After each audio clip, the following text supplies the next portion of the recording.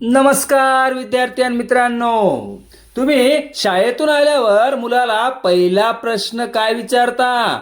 Homework झाला का? की किती मार्क्स मिळाले? जर होय तर हा व्हिडिओ शेवटपर्यंत नक्की पहा. नंबर 1, गुणांचा प्रश्न टाळा. आज किती मार्क्स मिळाले असा प्रश्न पहिल्यांदा विचारू नका. यामुळे मुलावर अनावश्यक दबाव येऊ शकतो. नंबर 2, होमवर्कने सुरुवात करू नका. होमवर्क झाला का हा प्रश्न थोड्या वेळाने विचारा. घरी आल्यावर मुलाला आधी शांत होण्यासाठी थोडा वेळ द्या. नंबर 3, हा प्रश्न विचारा. सर्वात आधी विचारा, आज शाळेत काय नवीन शिकलास? हा प्रश्न मुलाला विचार करायला लावतो आणि शिकलेलं आठवण्यास मदत करतो. नंबर 4, पुढचा संवाद. मग विचारा, आजचा सर्वात मजेशीर किंवा आव्हानात्मक क्षण कोणता होता?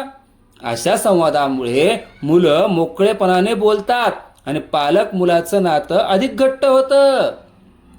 नंबर 5, मुलं शाळेतून आल्यानंतर काही सांगत असतील तर त्यांचं बोलणं पूर्ण ऐका, मध्येच अडवू नका. जेव्हा पालक मनापासून ऐकतात तेव्हा मुलाचा आत्मविश्वास आणि पालकावरील विश्वास दोन्ही वाढतात. चांगला संवाद म्हणजे फक्त बोलणं नाही, तर मनापासून ऐकणंही तितकंच महत्त्वाचं आहे. पालकांनो, योग्य प्रश्न मुलांना आत्मविश्वास आणि शिकण्याची आवड दोन्ही वाढवू शकतो. आजपासून हा एक बदल करून पहा.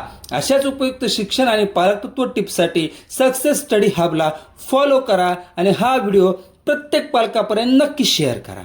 धन्यवाद.